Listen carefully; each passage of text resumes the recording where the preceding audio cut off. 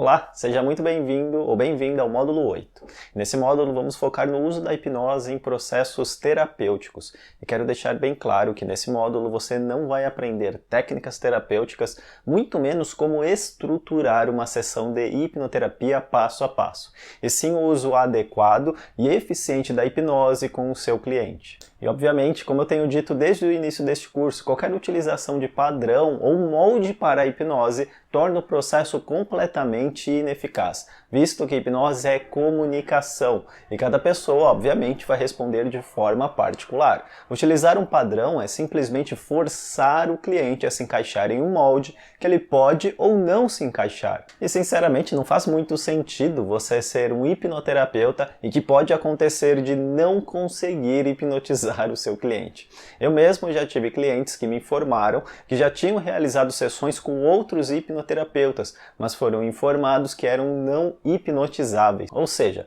o hipnoterapeuta não tinha a capacidade adequada necessária para hipnotizar aquele cliente ou o conhecimento correto da hipnose. Mas por outro lado, esta formação torna essa possibilidade em não hipnotizar o cliente impossível, porque a única ideia que gera a possibilidade da falha é a teoria de estado, isto é, acreditar que hipnose é um estado alterado da consciência. Porém, você já sabe que estamos trilhando o caminho da hipnose como um comportamento, a hipnose naturalista, e basta apenas ensinar o cliente como se auto-hipnotizar.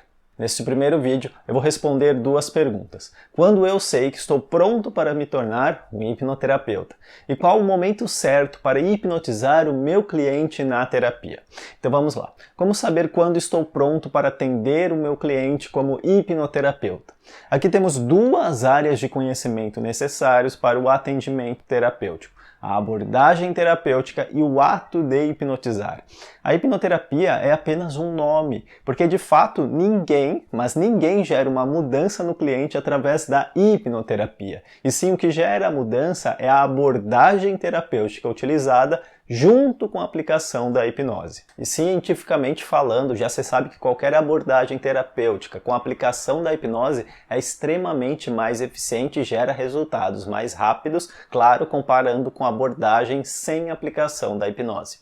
E por isso, se você escuta alguém dizer "resolvi o meu problema através da hipnoterapia", essa pessoa está dizendo que o profissional utilizou uma abordagem específica aplicando hipnose, porque a hipnose sozinha não gera mudança terapêutica. E existem 5 abordagens mais utilizadas na hipnoterapia, como a hipnoterapia cognitiva, onde é utilizado a terapia cognitivo-comportamental junto com hipnose, a hipnoanálise, a abordagem psicanalítica aliada à hipnose, a hipnoterapia comportamental, onde o foco está no comportamento e nas variáveis do problema do cliente, a TVP, Terapia de Vidas Passadas, e a hipnoterapia ericksoniana, onde é utilizado abordagens humanistas junto à utilização da hipnose naturalista ou conversacional. E naturalmente, cada profissional vai se aperfeiçoar e se aprofundar em uma abordagem da qual considera mais eficiente. Particularmente, utilizo a psicologia humanista aliada à hipnose conversacional junto com as bases do Mindfields. E tudo, claro, dentro do meta padrão.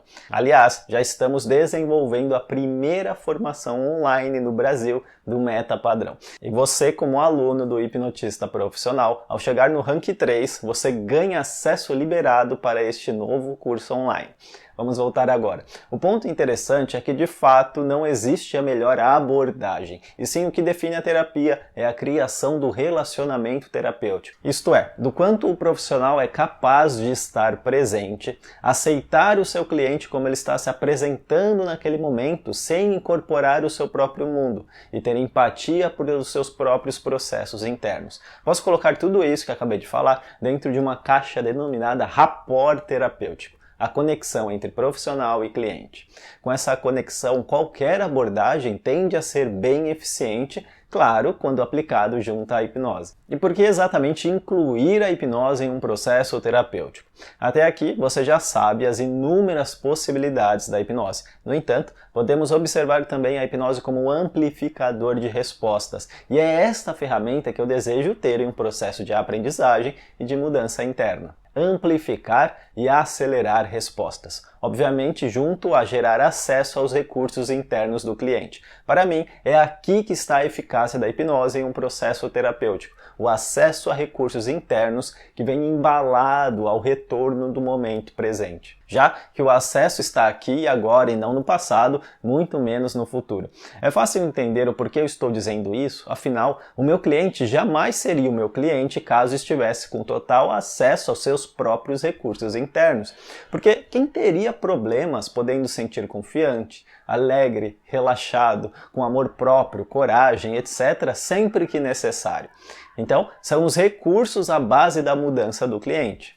Costumo dizer, simplificando, que meu trabalho como hipnoterapeuta é simplesmente conduzir a atenção do meu cliente para os seus próprios recursos internos e, a partir daí, permitir que o cliente faça a terapia por conta própria. Claro, quando em posse dos seus recursos. Então, é óbvio que para estar pronto como hipnoterapeuta, deve-se obter o conhecimento necessário em abordagens terapêuticas ou em uma abordagem da qual você obtém resultados. Em cursos de hipnose clínica, você está aprendendo hipnose junto com uma abordagem específica. Por isso é muito importante você saber qual abordagem está sendo utilizado no curso em questão. É uma abordagem mais psicanalítica? Uma abordagem mais naturalista? Uma formação baseada na programação neurolinguística? Ou é uma abordagem mais comportamental? Porque muitas vezes o curso pode até não agradar você, mas apenas devido à abordagem terapêutica do curso.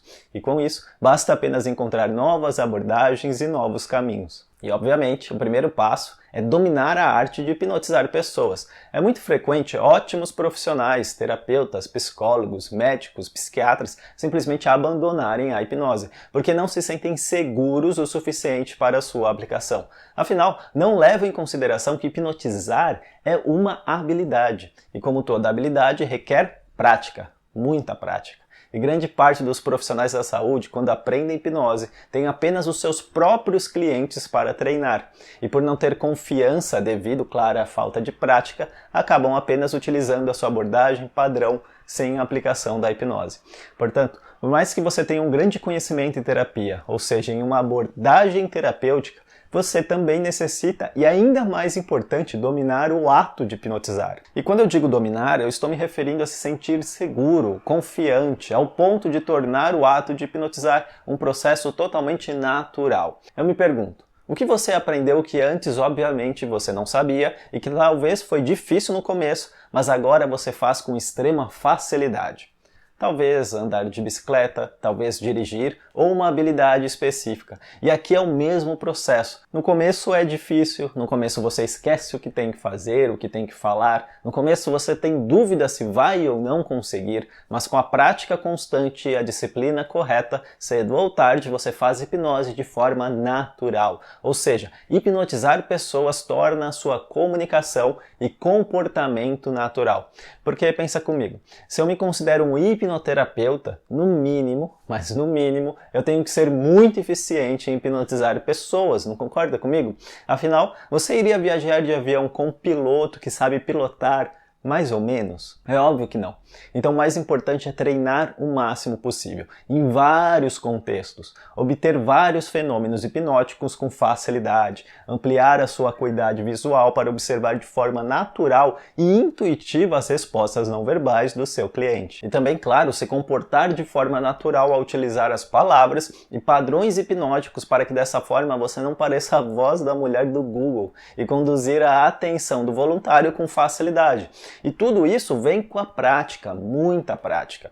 É muito comum pessoas que decidem se tornar hipnoterapeutas adquirir um curso online de hipnose clínica e simplesmente desistem desta incrível profissão por parecer algo complexo demais. Afinal, um curso online de hipnose clínica não força o aluno a praticar, muito pelo contrário, acaba sendo apenas conhecimento teórico, onde o aluno não consegue sistematizar e estruturar o conhecimento para torná-lo prático e útil em sua vida. E todas as pessoas que desejam realmente se tornar hipnoterapeutas deveriam sim fazer um curso de hipnose prática presencial como ponto de partida, ou um curso como hipnotista profissional, que no mínimo força você a praticar o conhecimento adquirido. Portanto, aprender como hipnotizar e se sentir seguro ao hipnotizar é o primeiro degrau para se tornar um hipnoterapeuta.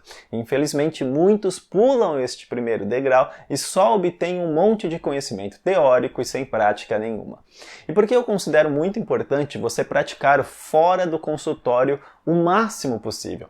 Porque quando estamos aprendendo uma habilidade nova ou uma etapa específica de uma habilidade maior, dispomos de muita atenção consciente para apenas uma única direção e perdemos todos os outros detalhes. Eu vou dar um exemplo para você entender melhor. Vamos supor que você está aprendendo passo a passo da hipnose e o seu cliente está bem à sua frente. Como você está aprendendo, você precisa se recordar do que fazer e como fazer. E com isso você acaba se interiorizando para lembrar o que deve ser feito. E quando você se interioriza, você simplesmente perde o contato com o seu cliente, as respostas não verbais essenciais para o processo terapêutico e etc. Mas também eu não estou dizendo que você deve ser um mestre da hipnose e da terapia para atender o seu cliente. Não é isso. É mais uma questão de se sentir confortável e seguro no contexto terapêutico com a aplicação da hipnose. Porque caso não se sinta desta forma, a sua falta de segurança será comunicada indiretamente para o cliente.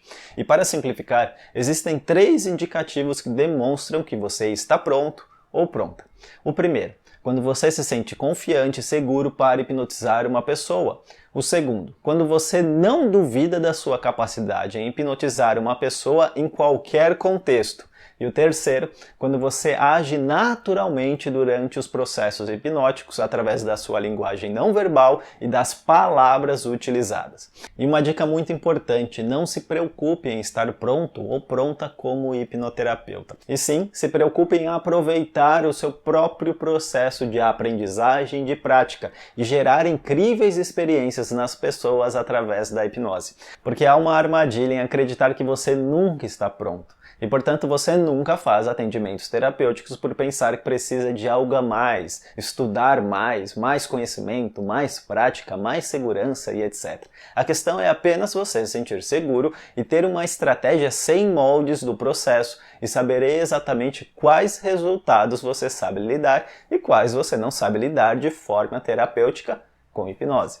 E a segunda pergunta, em que momento devo fazer hipnose no meu cliente durante a minha abordagem? E aqui eu preciso mencionar formas de ensino padronizadas da hipnose terapêutica que dizem que existe um momento certo para fazer a hipnose. Como por exemplo, primeiro faça isso, depois aquilo e agora faça a hipnose, em seguida a abordagem terapêutica e etc.